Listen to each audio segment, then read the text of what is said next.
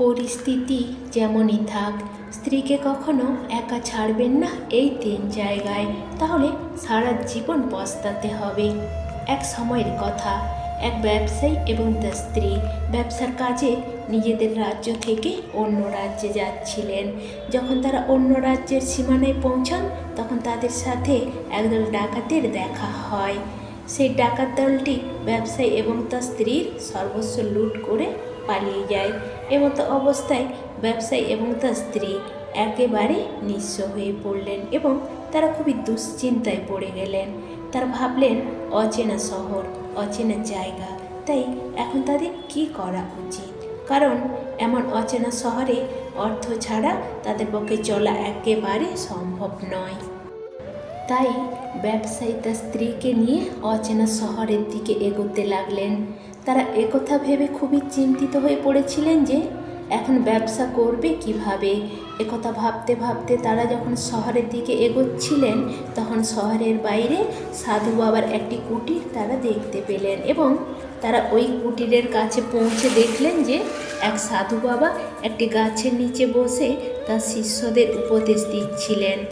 ওই সাধুকে দেখে ব্যবসায়ী ভাবলেন যে আমার সমস্যাটা সাধু বাবাকে বলি, তাতে যদি উনি কোনো উপায় বলে দেন। এই কথা ভেবে ব্যবসায়ী ও তার স্ত্রী ওই সাধু বাবার কাছে গেলেন এবং অত্যন্ত বিনয়ের সাথে তারা তাদের সমস্যার কথা জানালেন। তিনি বললেন, মহারাজ, যদি আপনি আমার স্ত্রীকে কারোর কাছে বন্ধক রেখে আমাকে কিছু টাকা দিতে পারেন, তাহলে খুবই উপকার হয়। ব্যবসায়ীর কথা শুনে সাধু বাবা তার প্রতি সহানুভূতিশীল হলেন এবং তাকে তার পরিচিত এক ধনী ব্যবসায়ীর কথা জানালেন। সাধু বাবা ওই ব্যবসায়ীকে তার পরিচিত ধনী ব্যবসায়ীর কাছে যাওয়ার পরামর্শ দিলেন। ব্যবসায়ী তার স্ত্রীকে নিয়ে ওই ধনী ব্যবসায়ীর কাছে গেলেন এবং করজোড়ে বললেন, শেঠজি, আমার কিছু টাকার প্রয়োজন, আর আমার কাছে বন্ধক রাখার মতো কিছুই নেই, কেবলমাত্র আমার স্ত্রী ছাড়া। তাই আপনি আমার স্ত্রীকে বন্ধক রেখে যদি আমাকে কিছু টাকা দেন, তাহলে আমি সেই টাকাতে ব্যবসা করে খুব তাড়াতাড়ি আপনার টাকা সুদসহ ফেরত দেব এবং আমার স্ত্রীকে আপনার কাছ থেকে মুক্ত করব।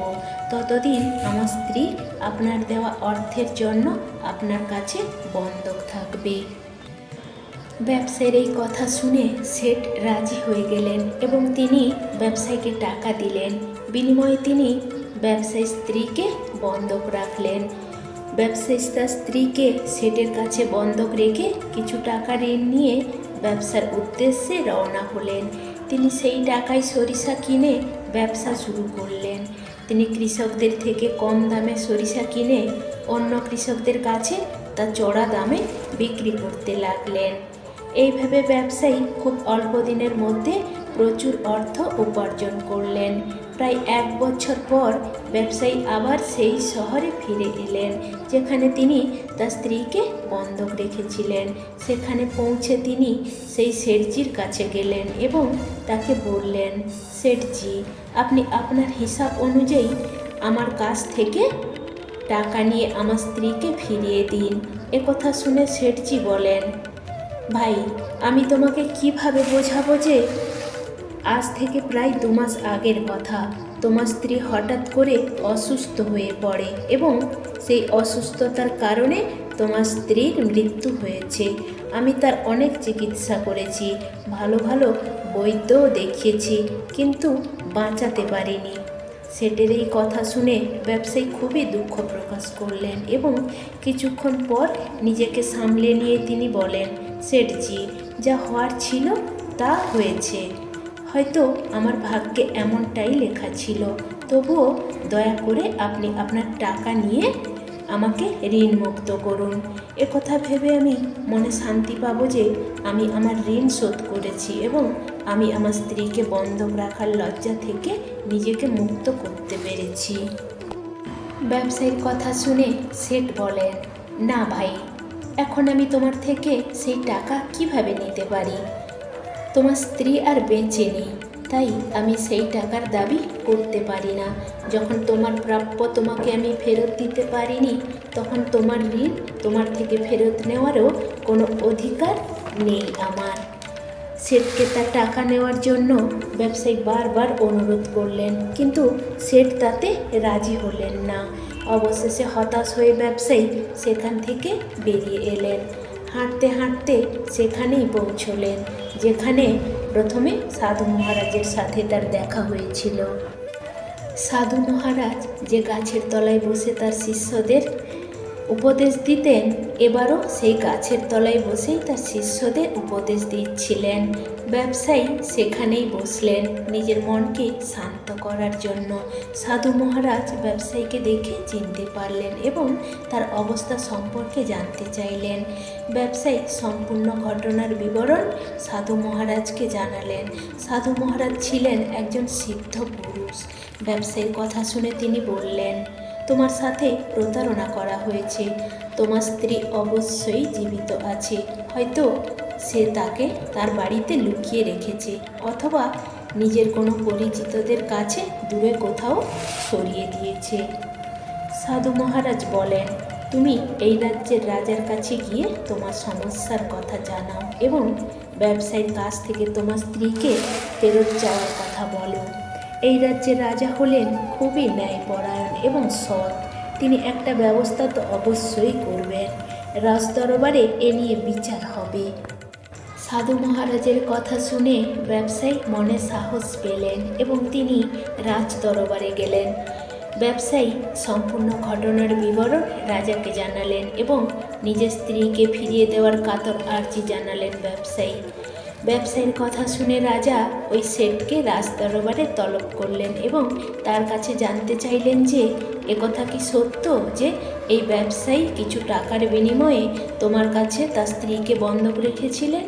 রাজার কথা শুনে শেঠ বলল, হ্যাঁ মহারাজ, ব্যবসায়ী একথা সম্পূর্ণ সত্য বলছেন। তাহলে তুমি তার স্ত্রীকে কেন ফেরত দিচ্ছ না?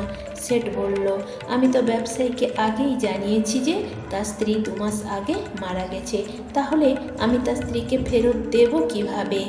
আমি তো এখন আর ধর্মরাজের কাছে গিয়ে তার স্ত্রীকে ফেরত আনতে পারবো না। রাজা বললেন, তোমার কাছে কি এমন কোনো প্রমাণ আছে যা নিশ্চিত করে বলতে পারবে যে তার স্ত্রী সত্যিই 2 মাস আগে মারা গেছে?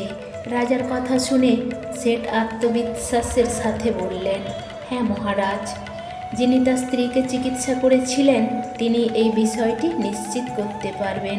এছাড়াও সেই 4 জন ব্যক্তি যারা তার স্ত্রীকে শ্মশানে নিয়ে গিয়ে দাহ করে এসেছে, তারাও সাক্ষী দিতে পারবে।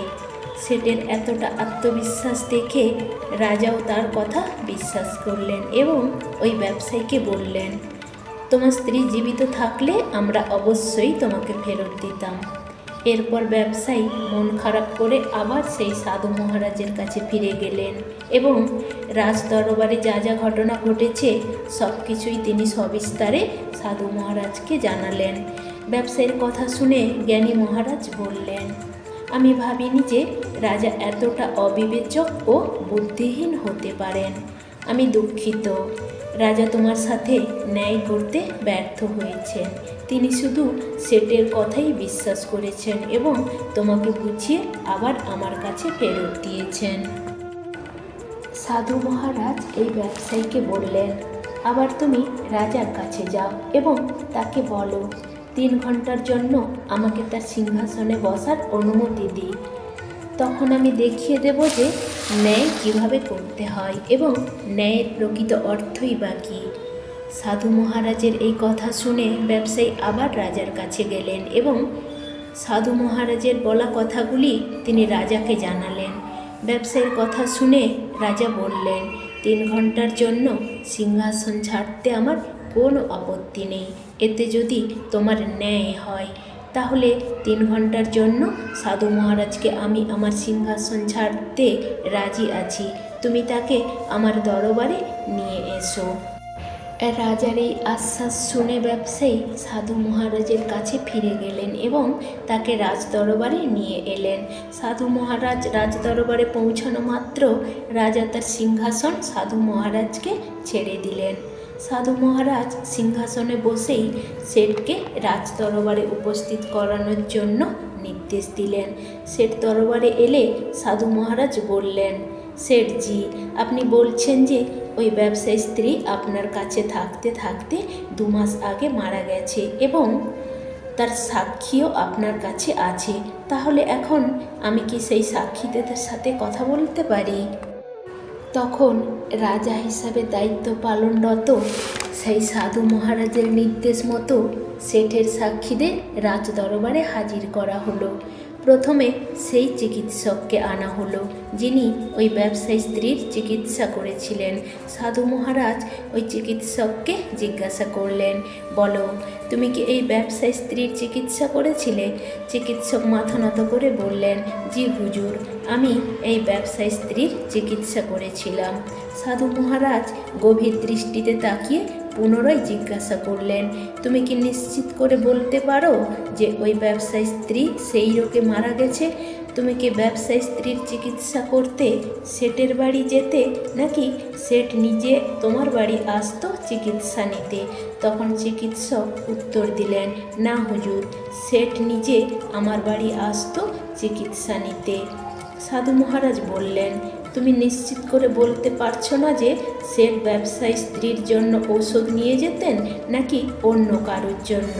চিকিৎসক একটু ইতস্তত হয়ে বললেন, হ্যাঁ মহারাজ, আমি ঠিক নিশ্চিত করে বলতে পারবো না যে শেঠ ঠিক কার জন্য ওষুধ নিয়ে যেতেন, তবে তিনি আমার থেকে ওষুধ নিয়ে যেতেন। সাধু মহারাজ মন্তব্য করলেন, তার মানে তুমি রোগী না দেখেই রোগীর জন্য ঔষধ দিতে, যা একেবারে উচিত নয়। এটা দণ্ডনীয় অপরাধ। তুমি ওষুধের পরিবর্তে কাউকে বিষও দিয়ে দিতে পারো এবং হতেও পারে তোমার দেওয়া বিষের কারণে ব্যবসায়ী স্ত্রীর মৃত্যু হয়েছে। সাধু মহারাজের এই কথা শুনে চিকিৎসকের মুখ একেবারে ফ্যাকাশে হয়ে গেল এবং সে অত্যন্ত ভীত সন্ত্রস্ত হয়ে বলল, না হুজুর, এমন কখনো হবে না। আমি আমার রোগীদের ওষুধের পরিবর্তে বিষ দেব না। এর ফলে আমার মান সম্মান হানি হবে এবং আমি পাপের ভাগীদারও হব। চিকিৎসকের কথা শুনে সাধু মহারাজ বললেন, এখন তো তুমি এমনই বলবে। তোমার কাজের প্রতি গাফিলতি এবং একজন রোগীর জীবন নিয়ে খেলা করার অপরাধে আমি তোমাকে 50 ঘা বেত্রাঘাত করার আদেশ দিতে যাচ্ছি। এখন তুমি ভেবে দেখো, তুমি সত্য বলবে নাকি সৈন্যদের আদেশ দেব তোমাকে বন্দি করার জন্য।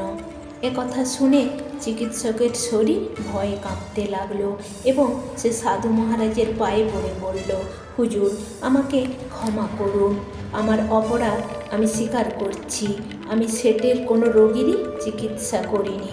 শেঠ আমাকে 1000 টাকা দিয়েছিলেন এবং বলেছিলেন যে যদি সাক্ষীর প্রয়োজন হয় তাহলে আমি যেন সেই তার পক্ষ হয়েই সাক্ষী দিই। এটা আমার অপরাধ যে লোভের বশবর্তী হয়ে আমি সেই প্রস্তাবে রাজি হয়েছিলাম। রাজা হিসাবে বসে থাকা সাধু মহারাজ বললেন, তুমি তো অপরাধ করেছ, তাই মিথ্যা সাক্ষী দেওয়ার অপরাধে আমি তোমাকে 20টি চাবুক মারার আদেশ দিচ্ছি। সাধু মহারাজের আদেশ অনুসারে রাজার সৈন্যরা সেই চিকিৎসককে বন্দি করল এবং চাবুক মারার নির্দেশ দিল। প্রথম চাবুক পড়তেই চিকিৎসক খুব জোরে চিৎকার করে উঠলেন এবং বললেন, মহারাজ, দয়া করুন, আমাকে ক্ষমা করুন, আমি যে মরে যাব। এইভাবে প্রতিটি চাবুকের আঘাতে তার করুণ চিৎকার শোনা গেল। তার এই চিৎকার পুরো রাজ দরবারে ধ্বনিত হতে লাগলো। চিকিৎসকের এই অবস্থা দেখে শেঠের সাক্ষী হিসাবে থাকা 4 জন ব্যক্তি, অর্থাৎ যারা বলেছিল যে তারা ব্যবসায়ী স্ত্রীর দেহ শ্মশানে দাহ করে এসেছে, তাদের হৃদয়ও ভয়ে কেঁপে উঠল, কারণ এখন তাদেরও পালা এসেছে সাক্ষী হিসাবে হাজির হওয়ার। সাধু মহারাজ তাদের জিজ্ঞাসা করলেন, তোমরা বলছো যে তোমরা ব্যবসায়ী স্ত্রীর মৃতদেহ শ্মশানে নিয়ে গিয়ে দাহ করে এসেছ, তাহলে তোমরা আমাকে এটা বলো যে যখন মৃত ব্যক্তির দেহ স্নান করানোর পর মাটিতে রাখা হয় তখন তোমরা কি ওই মহিলার মৃতদেহ দেখেছিলে? এই প্রশ্ন শুনে 4 জন ব্যক্তি উত্তর দিল, না মহারাজ, আমরা তার মৃতদেহ দেখিনি, তবে শেঠজি যখন মৃতদেহের সবজান প্রস্তুত করেছিলেন তখন আমরা তাকে শ্মশানে নিয়ে গিয়ে জ্বালিয়ে দিয়ে এসেছি। কথা শুনে সাধু মহারাজ বললেন, তোমরা কি এটাও জানার প্রয়োজন বোধ করনি যে চিতায় শুয়ে থাকা মানুষটি অজ্ঞান অবস্থায় পড়ে থাকা কোনো জীবিত মানুষ নাকি মৃত? এমনও তো হতে পারে যে কোনো বিষাক্ত পদার্থের দ্বারা অজ্ঞান হয়ে পড়ে থাকা একজন জীবিত মানুষকে তোমরা জ্বালিয়ে এসেছো। এটিও একটি গুরুতর অপরাধ, এর জন্য তোমাদের মৃত্যুদণ্ড হতে পারে। একথা শুনে ওই 4 জন ব্যক্তির শরীর ভয়ে কেঁপে উঠল। সাধু মহারাজ শেঠজির দিকে খুব নম্রভাবে তাকিয়ে বললেন, শেঠজি, তোমার সাক্ষীদের অবস্থা তো খুবই খারাপ। এবার তুমিই বলো, যদি কোনো মহিলার ইচ্ছার বিরুদ্ধে তাকে জোর করে আটকে রাখা হয় এবং তার সাথে বিশ্বাসঘাতকতা করা হয়, তাহলে তার কী ধরনের শাস্তি পাওয়া উচিত? একথা শুনে শেঠ নিরুত্তর রইলেন। এরপর সাধু মহারাজ বললেন, শেঠজি, আমি তোমাকে 10 বছর কঠোর কারাবাসের শাস্তি দেব। তবে এখনও সময় আছে। বাঁচতে চাইলে তুমি এই ব্যবসায়ী স্ত্রীকে এখনই রাজ দরবারে নিয়ে এসো। শাস্তির ভয়ে শেঠ তার সেবকদের মাধ্যমে তার বাড়ি থেকে ব্যবসায়ী স্ত্রীকে রাজ দরবারে আনার ব্যবস্থা করল। সাধু মহারাজ শেঠের থেকে ব্যবসায়ী স্ত্রীকে ব্যবসায়ীর কাছে ফিরিয়ে দিলেন আর শেঠকে এই অপরাধের শাস্তি স্বরূপ 5 মাস কারাদণ্ডের আদেশ দিলেন। চিকিৎসক ও 4 জন সাক্ষীরও কঠোর সাজার আদেশ হলো। এসব দেখে রাজামশাই খুবই বিস্মিত হলেন। তিনি করজোড়ে সাধু মহারাজের কাছে বিনতি করলেন, হে মহাত্মা, আপনি সত্যি মহান, আর আমি ধন্য এই ভেবে যে আপনি আমাকে শেখালেন সত্যিকারের ন্যায় কিভাবে করতে হয়। রাজার কথা শুনে সাধু মহারাজ বলেন, রাজন, আমার 3টি কথা চিরকাল মনে রাখবেন। কখনো 3টি জায়গায় আপনি আপনার স্ত্রীকে একা ছাড়বেন না। কেউ যদি এই 3 জায়গায় তার স্ত্রীকে একা ছাড়ে তাহলে পরে তাকে খুব পস্তাতে হয়। এই 3টি জায়গা হলো, প্রথমত, যদি তোমার স্ত্রী কোনো রোগে আক্রান্ত হয় এবং খুবই অসুস্থ হয়ে পড়ে, তখন সেই অবস্থাতে তুমি তাকে একা রেখে কখনো চলে যেও না। কারণ যখন কোনো নারী ও পুরুষ বিবাহ বন্ধনে আবদ্ধ হয় তখন স্বামী স্ত্রীকে এই প্রতিশ্রুতি দেয় যে সুখ দুঃখে আপদে বিপদে আমি সব সময় তোমার সাথে থাকব। সুতরাং তার অসুস্থতার সময় সর্বক্ষণ তার পাশে থাকতে হবে এবং তার যত্নও নিতে হবে। এটি স্বামী ও স্ত্রী উভয়ের ক্ষেত্রেই সমানভাবে প্রযোজ্য। এটি হলো কর্তব্য এবং সুখী জীবনের মূল মন্ত্র। দ্বিতীয়ত, যদি তোমার স্ত্রী নির্দোষ হয় এবং কেউ তাকে বিনা কারণে দোষারোপ করে, তাহলে তোমার উচিত সেই পরিস্থিতিতে তার পাশে থাকা। কারণ যখন কোনো মেয়ে তার নিজের বাড়ি ও তার বাবা মাকে ছেড়ে বিয়ে করে অন্য এক নতুন সংসারে আসে, সে ভাবে তার স্বামী তার অনুভূতিগুলো বুঝবে এবং সব পরিস্থিতিতেই তার পাশে থাকবে। এই সমাজ, এই সংসার যদি তাকে মিথ্যা দোষারোপ করে, তাহলে তোমাকে তোমার স্ত্রীকে সঙ্গে রাখতে হবে। কোনো পরিস্থিতিতে তাকে একা ফেলে যাবে না এবং অভয় দিতে হবে এই কথা বলে যে তুমি একদম চিন্তা করো না, আমি তোমার সঙ্গে আছি। তৃতীয়ত, ভুল করে তুমি তোমার স্ত্রীকে পর কোনো পুরুষের কাছে রেখে যাবে না, সে যেই হোক না কেন। হতে পারে তোমার বন্ধু বান্ধব, আত্মীয় স্বজন কিংবা অন্য কেউ। কারণ মানুষের মনে কখন কোন ভাবনার উদয় হয় আমরা কেউই তা জানি না। মানুষের মন হলো পৃথিবীর সবচেয়ে দ্রুতগামী, সেকেন্ড লাগে না পরিবর্তন হতে। তাই পরিস্থিতি যেমনই থাক না কেন, কখনো নিজের স্ত্রীকে একা ছেড়ে যাওয়া উচিত নয়। কেননা কথায় বলে, ভাবিতে উচিত ছিল প্রতিজ্ঞা আগে। তাই বন্ধুরা, সব সময় নিজের স্ত্রীকে নিজের যত্নে, নিজের দায়িত্বে রাখার চেষ্টা করো, যাতে পরে পস্তাতে না হয়। রাধে রাধে, জয় শ্রীকৃষ্ণ।